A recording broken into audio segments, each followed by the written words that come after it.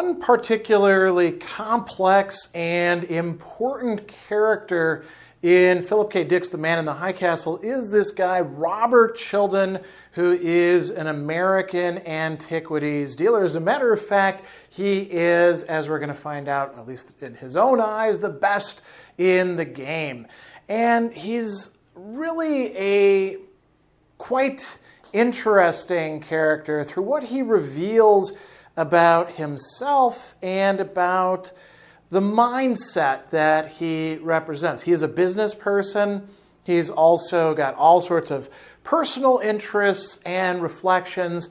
He's driven in part by insecurity, and we might even say on some level resentment, and also by desire not just for making a lot of money or security, but for figuring out where he fits within this world that he lives in the Pacific states of America, where the Japanese essentially dominate. They are at the top of the hierarchy. And he's part of what we could call the demi-monde that caters to them. He's American, but he gets treated better than many Americans because of his particular business arrangements with them. And I think from the very beginning, we see this interesting conflict and contrast between different ways in which he is, you could say, involved with these Japanese. And I think that Tagomi and the couple, the Kasuras, are a great case in point. We begin at the very start of the novel with Childan, who is waiting for this particular item to come, and Tagomi calls, and Tagomi is not happy with the fact that Childan hasn't delivered on this particular artifact, right? A Civil War recruiting poster. And Childan says, well, we'll have to do some sort of substitution, and Tagomi actually mispronounces his name, insult within the code that made Childan's ears burn, place pulled the dreadful mortification of their situation. And we read, Robert Childan's aspirations and fears and torments rose up and exposed themselves, swamped him, stopping his tongue. He stammered, his hand sticky on the phone. And he says, well, I can come up with some other substitutes, and they make an appointment. Then this couple comes in, a young Japanese couple, and we've already talked about them at length, so I don't need to read the passages. But what we see is they have a very different attitude towards Childan. They don't represent the old, right? And they end up having a great conversation together. And he says, oh, I could fall in love with this woman. And in fact, he actually is desiring Betty Kasura. So let's just read this. Afterward, as the couple strolled from his store, Childan stood, hands behind his back, watching the street. Joy. So a different kind of affect, right? If all business days were like this, but it was more than business, the success of his store. It was a chance to meet a young Japanese couple socially on a basis of acceptance of him as a man, rather than as him as a Yank or at best a tradesman who sold art objects. These new people of the rising generation who did not remember the days before the war or even the war themselves, they were the hope of the world. Place difference did not have the significance for them. It will end, Childan thought, someday the very idea of place, not governed and governing, but people. And so this sounds very nice, right? But we see that this sort of egalitarian vision gives way to fears. He trembled with fear, imagining himself knocking on their door, being admitted, no doubt offered tea. Would he do the right thing, know the proper act and utterance at every moment, or would he disgrace himself like an animal by some dismal faux pas. And then he's sort of like thinking about the possibility of a Japanese woman and a Yank himself, man, right? Is there a possibility for this? And, he realizes that that's not going to be the case unless maybe he does something. And we're going to see that happen a little bit later on. Now, we've already seen a little bit of the complexity of his attitudes and affects as he's going to take the possible substitutes to the Nippon Times building for his appointment with Mr. Tagomi of the trade mission. We see a lot of interesting meditations that he's engaging in, or reflections. Guiltily, he woke himself. Too much to plan, no time for a midday doze. Was he absolutely properly dressed to enter the Nippon Times building? Possibly he would faint in the high-speed elevator, but he had motion illness tablets with him. The various modes of address, he knew them. Who to treat politely, who to treat rudely. He knew them. Be brusque with the doorman, elevator operator, receptionist, guide, any janitorial person. Bow to any Japanese, of course, even if it obliged him to bow hundreds of times. But the Pinoks, a nebulous area, right? These are white people who are serving the Japanese as well. Bow, but look straight through them as if they did not exist. Did that cover every situation then? Well, what about a visiting foreigner? Germans could often be seen at the trade missions as well as neutrals. And then he might also see a slave. German or South ships docked at the port of San Francisco all the time, and blacks occasionally were allowed off for short intervals. How would he deal with this? And he actually thinks to himself, I'd enjoy carrying my own stuff, but I'd be able to reveal how I actually think about things, but I can't do that because people might look down on me, and those black slaves lurking about, they would scorn and humiliate me as well, to have those beneath me to feel their contempt. And he's thinking about the Chinese person who's peddling his pedicab, right? And he says, the Germans are responsible for this situation. But we see this really interesting ambivalence here, right? He admires the Germans.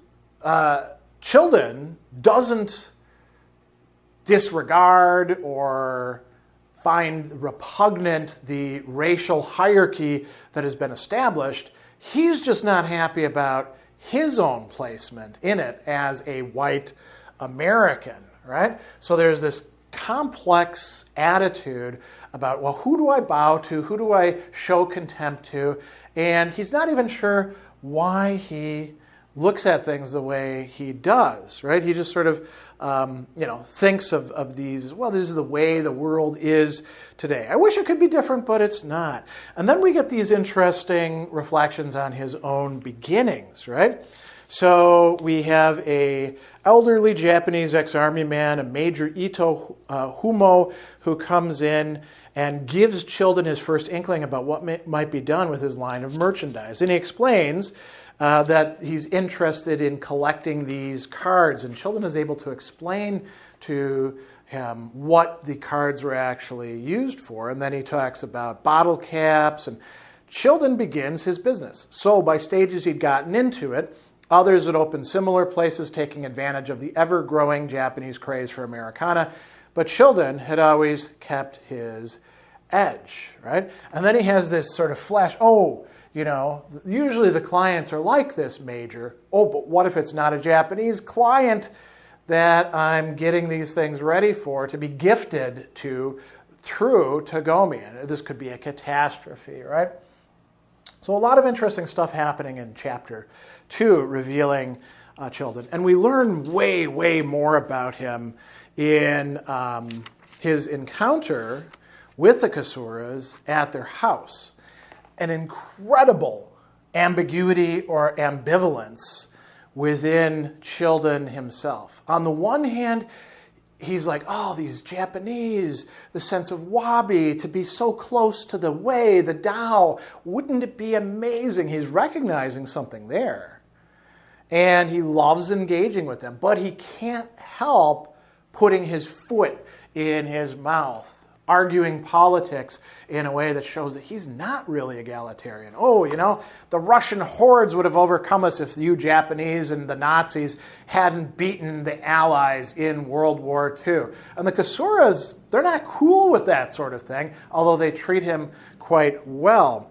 And he thinks to himself,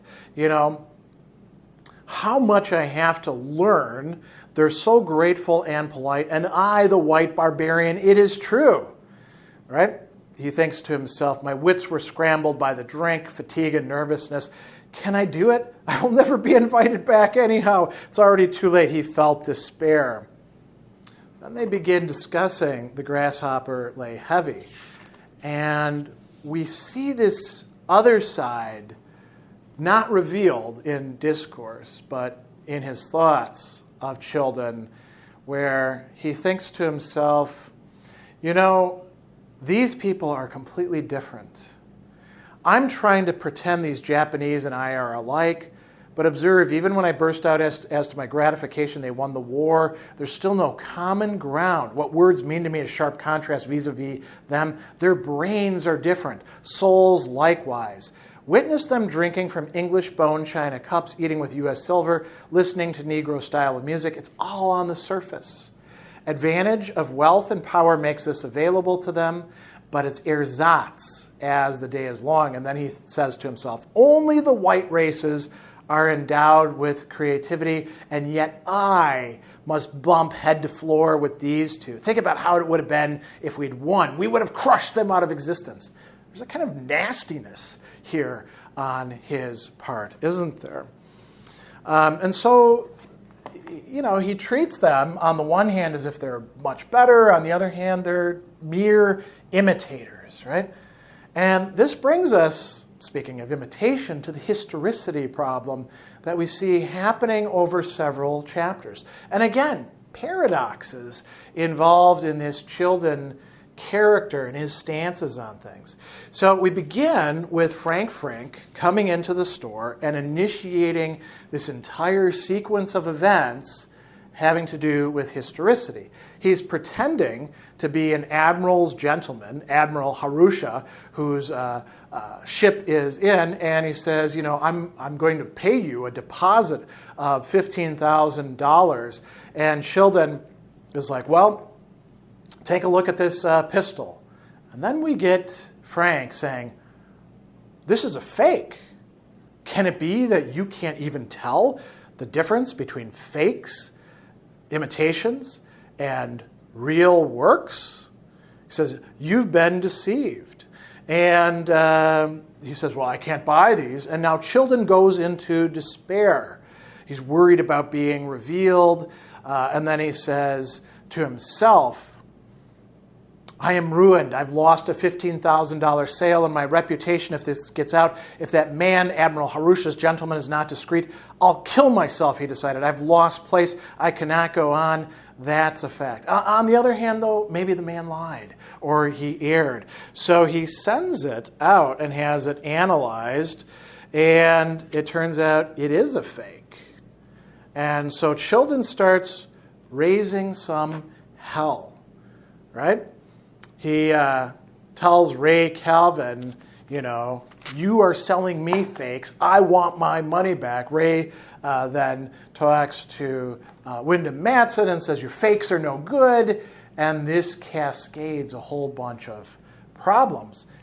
Now, interestingly, this is going to lead to Frank Frink, originally Frank Frink, a Jew from New York City, being identified by the Kempeitai, and we learn that Childan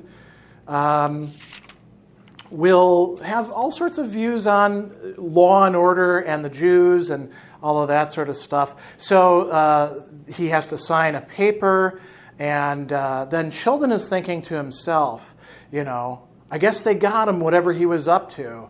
Great relief, they work fast all right. We live in a society of law and order where Jews can't pull their subtleties on the innocent.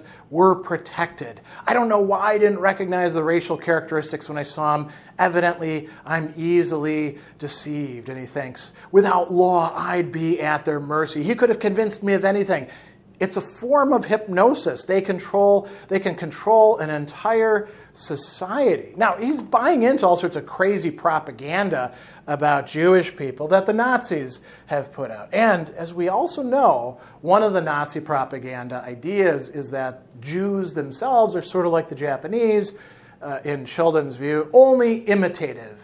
They can't have any genuine creativity of their own. However, as it's going to turn out, they do, because the Ed Frank jewelry that's going to get displayed has this characteristic of, this incredibly important, transcendent quality that the artisan has put into it. So now we move ahead to chapter 9, where, of course, Frank can't go in because he's already engaged under disguise with Robert Childan. And so his friend and partner goes in and begins, trying to sell this stuff. And Childan is essentially going to take advantage of him. He'll say, listen, you can put all your stuff out, I'll take a look at it, but this is new stuff. This is untested. I don't know if there's a market for this at all. I'll let you sell it here on consignment. I'll let you keep, 2/3 of it, and I'll take 1/3. Otherwise, if there's no sales, I don't have to take any risks. And so, Ed says that's all right. He has to agree to it. And then Childan thinks to himself, this is a great opportunity. I'm going to mark these up. We'll make more money. And I can send one of these to Betty Kasura. This can be a way for me to open the door to a relationship with her. I'll have to go through her husband so that he doesn't actually suspect. Now, this is going to lead us to something that reveals a different possibility for Robert Childan. And this is happening in chapter 11. We find that the jewelry never made its way to Betty. As a matter of fact, Paul kept it and at first was kind of laughing about it, then showed it to his friends. But Paul realized it has this incredible quality, something new on the face of the earth. And then Paul poses Robert Childan with a conundrum.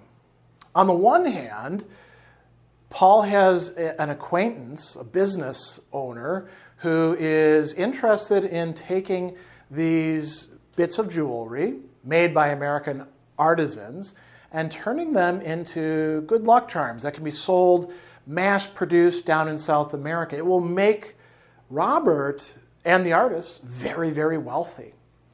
And Robert has to take charge of this. So Robert at first goes along with it. And he says, I'll go ahead and do this. But he realizes, this is Childan, he's actually saying, which are you, Robert? He who the oracle calls the inferior man, the one who's going to seek wealth, or that other for whom all the good advice is meant in the I Ching, the oracle. You have to decide here. You may trot on one way or the other, but not both. Here's the moment of choice. Where do you commit yourself? And at first we see Childan saying, I will follow your advice. I will leave to visit the importer. Paul doesn't seem pleased by this. And he says, do the American artisans who made this piece by hand, the labor of their own personal bodies, will they play along? And Childan says, well, I'd hazard they could be persuaded. And Paul says, yes, I suppose so. And then Childan realizes, oh man, I've been taken. The whole affair is a cruel dismissal of American efforts taking place before his eyes. That's how the Japanese ruled, not crudely, but with subtlety, ingenuity, timeless cunning. We are barbarians compared to them, right? And Childan says, he's broken me, humiliated me and my race. So now, although in the past he was willing to say, oh, the Japanese, not really creative or anything like that, he's facing up to the fact that they actually are, and Paul has given him a kind of test. And then the test changes, right? He says to Paul, I am humiliated. And he says, I am proud of this work. There can be no consideration of trashy good luck charms. I reject. So that now he's showing he is the superior person, but he goes further. And he says, the men who made this are American proud artists, myself included. He's identifying with Americans in a very different way, not just as warriors, but as artists. And notice that it's the Jew, Frank Frink, who has created this piece, and Childan is wrong about Frink entirely, right? He says, to suggest trashy good luck charms therefore insults us, and I ask for an apology. Paul then actually says, forgive my arrogant imposition. Robert Childan says, all right, and they shake hands. And Childan says, I have lived through and out, he knew, all over grace of God. It existed at the exact moment for me. Another time, otherwise. Could I ever dare once more press my luck? Probably not. Now, this is not the very end of Childan in the story. Tagomi, after his fight with the SD men, in which he kills two of them, in the very same Nippon Times building, comes to try to sell back the pistol. And Childan, who was previously intimidated by Tagomi, is now acting as an equal to him and says, no, I'm not going to take it. And Tagomi accepts that. And then Childan says, I've got something else to show you. Are you free for the moment? And he says, I show these ruthlessly to each of my customers. Now that's very interesting. Childan has found something that actually motivates him, besides social climbing, besides his resentments, besides sexuality, besides making money and his fears, right? He tells Tagomi that this can generate a new view in your heart. And he says, I sense in these the contracted germ of the future. Tagomi comes back into the story after initially refusing, and Childan sells it to him. And Childan says, if it doesn't work out for you, I'll take it back on full credit. And here's the last part with him. This will calm you, Mr. Childan said. He laid out a single small silver triangle ornamented with hollow drops, black beneath, bright and light-filled above. Thank you, Tagomi said.